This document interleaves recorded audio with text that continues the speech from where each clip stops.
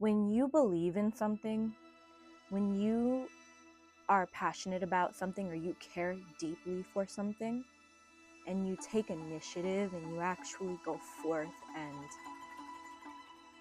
uncompromisingly follow a path that honors what you believe in, much wisdom arises from this. And this wisdom comes from your lived experience. This wisdom is special to you. It is not only coming from the actual lived experience, but it's coming from your own signature frequency, who you are, who you've become because of your life experiences, yes, but also because of who you are as a soul. And I see that people are at different levels of embodiment in their soul, right? Let's think of a spider, for example. A spider does spider things. A spider has a spider soul, and a human does human things and has a human soul. And you can relate that to actual humans on Earth, right? And so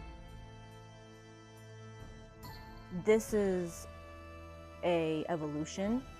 This is a process that you will go through as you have these experiences and you learn what is valuable to you, why it's valuable to you, and the depths in which you can take that. I always enjoyed, as most of us do, doing things outdoors, going swimming, going to the beach, whatever it is that you love to do, snowboarding, hiking. I've always enjoyed these things, but I didn't realize how much it truly meant to me until I was given the experience that my soul was asking for, to dive deeper into that.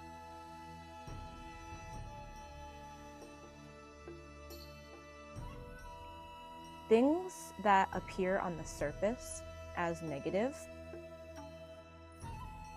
very often are there to serve you if you can see it from that perspective, if you can see the value in the negative experience that you're having. So if you cannot see this value, if you are blind to this value, and yet a part of you within yourself is asking for it, you're asking for this. My soul was asking you to go deeper into nature. But where I was vibrationally wasn't necessarily attuned to the depth that my soul truly wanted to take it. When I was coming out of a depression, I started doing the normal things like I've shared with you guys, meditating. The main thing was what I stopped doing, which was I stopped going to the bar, I stopped hanging around the same people, I stopped allowing myself to feel negative emotions or feel guilt, shame, when I would opt out of being in environments and around people who inspired me to do things that did not align with where I wanted to be in life. I wanted to be sober. I wanted to feel good in my body. I wanted to feel positive. I wanted to have a positive self-concept. I wanted to evolve as a soul, to express freely all those things that were deemed weird or whatever the case was.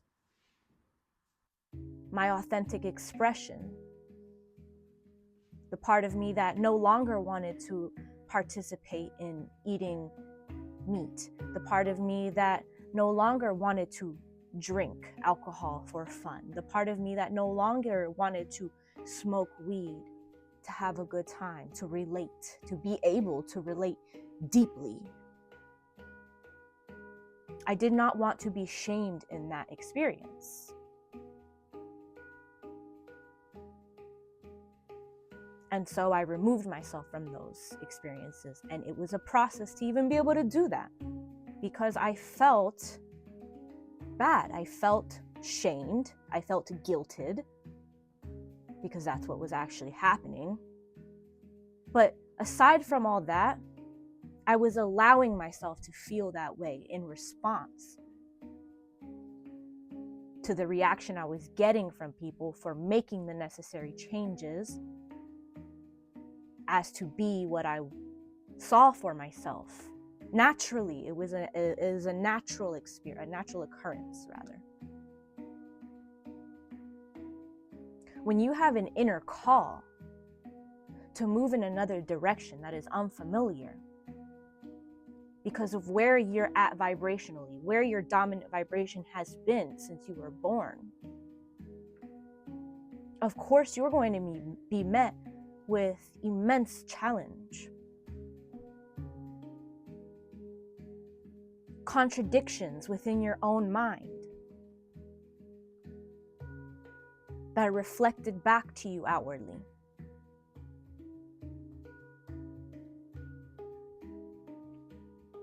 But when you follow that calling, you find the subtle things that allow you to expand. And for me, that was nature.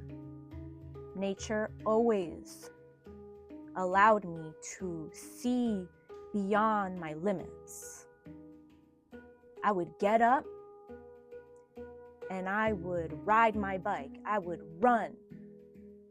I would start analyzing the difference between how I felt within my body when I would ride and I would run. And I'd say, well, I like riding my bike more. And then while I'm riding my bike, I'm like, well, I think I like running more. I have more control. And I became very observant of myself while in these experiences, in the midst of these experiences. Sometimes I would take a whole day, ride my bike, walk my ass all the way to the other side of town to go jump in a lake.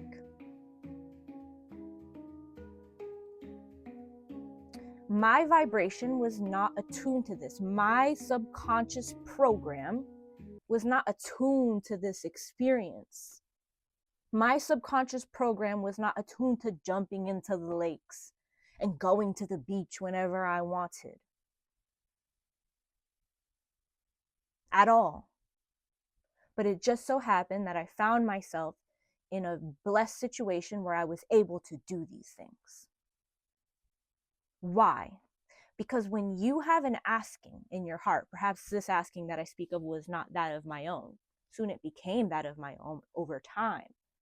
But when I think about my mother, I love my mother. I love you. She had a deep desire in her heart.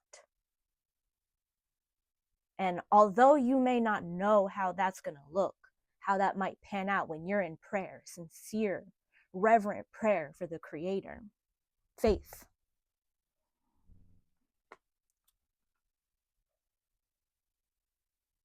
And even when your actions are not necessarily aligned, right? Because you don't know, operating from a space where you are not aware. And yet you're still blessed with experiences. Because your soul, your dominant vibration of asking, of desiring, has created the manifestation of what you truly felt resonated. And I found myself in this position. And I was resistant to this along the way because it was not what I learned. It was not my subconscious program. When I started to immerse myself in nature, the asking, the realization that I had was how much we take from the earth and how much we don't give back. And this hurt me deeply. I asked myself, how can I make a difference? How can I truly change? How can I create impact in a position where I'm perceiving powerlessness?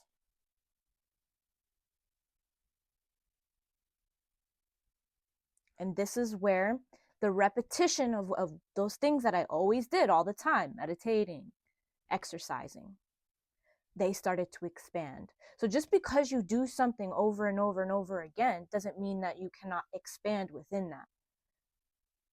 You can do the same meditation, you can listen to the same song every single day and hear it different. Track on repeat, but you still hear it different.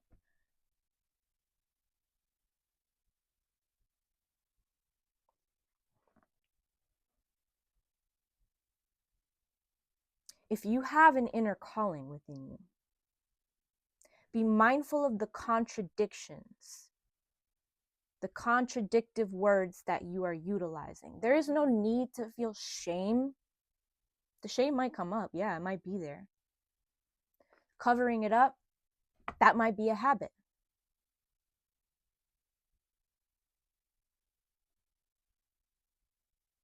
But when you can face that and you can say, you know what, I don't really identify with all that. That might be there. But I have this calling. What's on the other side of that fear, on the other side of that shame, is a whole world to be explored. A whole level of authenticity that the world needs from you. I see every single one of you as a necessary key, a key within the earth. You're a key to a part of the earth. I'm going to make a video about how much waste I create in a week. I'm very mindful of the way I consume.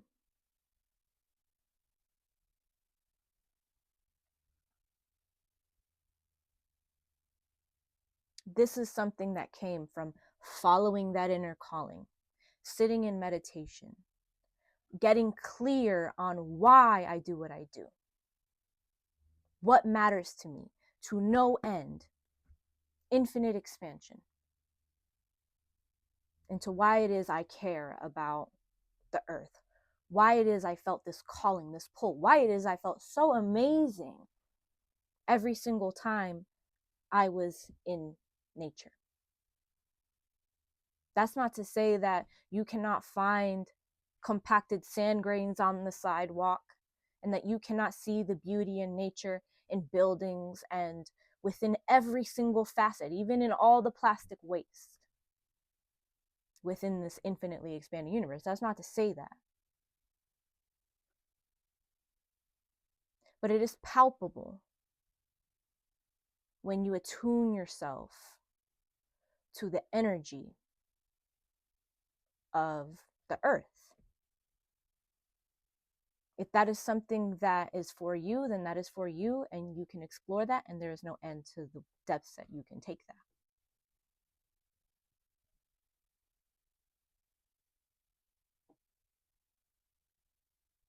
And to all my ladies who are watching this, I would just like to say that, and also to the men too, of course, y'all, if y'all are here and watching this, everybody has a divine feminine and a divine masculine principle within them. And when you are operating within your divine feminine principle, it does not mean that you have to be nice, you have to be like flowery, or even aside from nice, you don't have to be kind in such a way where you are expressing so gently. It doesn't necessitate you be gentle all the time. Women have to protect themselves. Men have to protect themselves too. Men, y'all have a divine feminine principle within you. How is she doing? Does she need to protect herself? Does she need to operate in her more stern and with more boundaries? Or does she need to open up to a more gentle and kind of beauty energy, being in that beautiful feminine flow? But the main thing I want to say to the women who are watching this, you do not have to be gentle and nice and kind and all these things the way that women are perceived, the way they have to be all the time. Embracing that dark feminine, that dark aspect of your feminine in a way that is sound and healthy. And if you are ever in a position where in which you are expressing this and you are being denied that experience, leave. Go. Because you are an intuitive woman. You have the right to exercise the power that a woman has, the power that comes from having not 2 centers in the brain correlated to being nurturing, but 9. Women have 9 centers in their brain that is directly correlated to being caring and nurturing.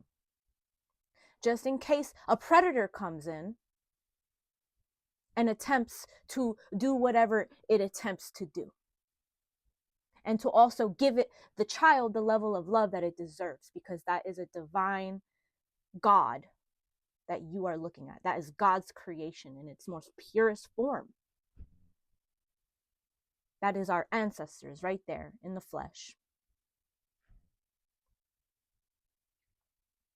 So yes, exercise that power and do not allow anything to get in the way of you playing the role that you are supposed to play, that was divinely orchestrated for you to play. Empower your women to exercise this. And look in the description links.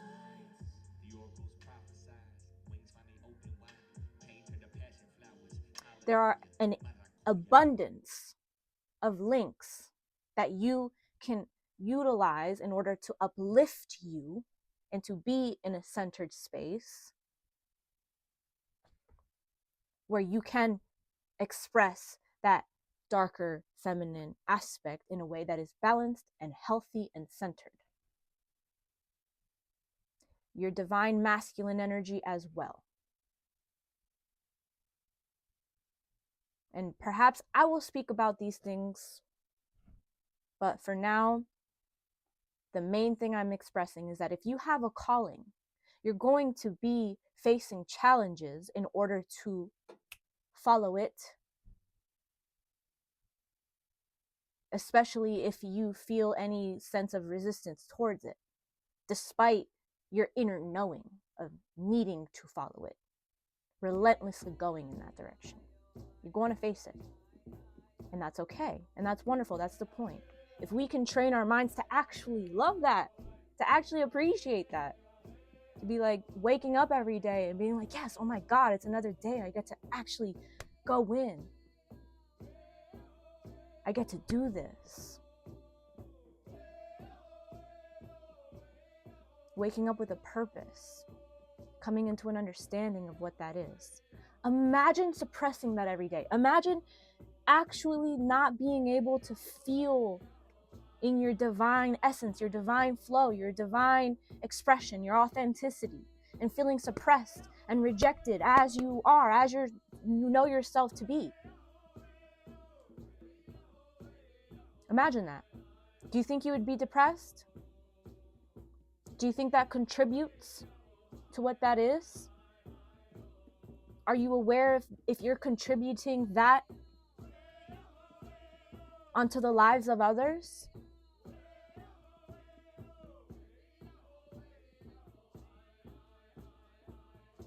I feel empowered within myself, so I know that I don't need to show up in a way that's going to please everybody. I feel empowered within myself because I do what is necessary in order to feel empowered within myself, to know for a fact, without a shadow of a doubt, that I am operating within my center, within my authenticity.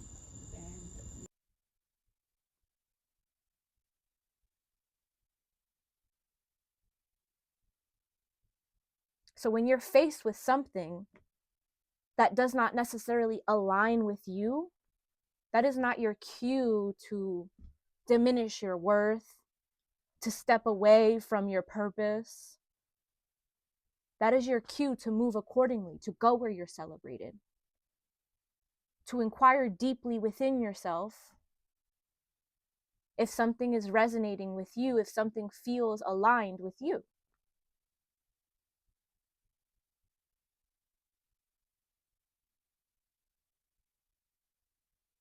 Listen to your intuition. You are a key. You are necessary. You are wonderful. But there is nobody on this planet who's going to be able to beat it into you for you to understand that. Nobody can do that for you. You have to do it for yourself. As you shit in an issue for 2 days at the Houston Marriott, and the one thing that you thought was a good idea was to text my phone talking about something. How you been? You freaky frog bastard dog, make your granny hawk throw up and slide down a wall, good for nothing. Tumbler size head, no substance, size 2 toddler, jean wearing, stick bug, no bathroom rug, brown chain, gingivitis having, but always in a bitch face, no shame, God fearing devil. But do it over there.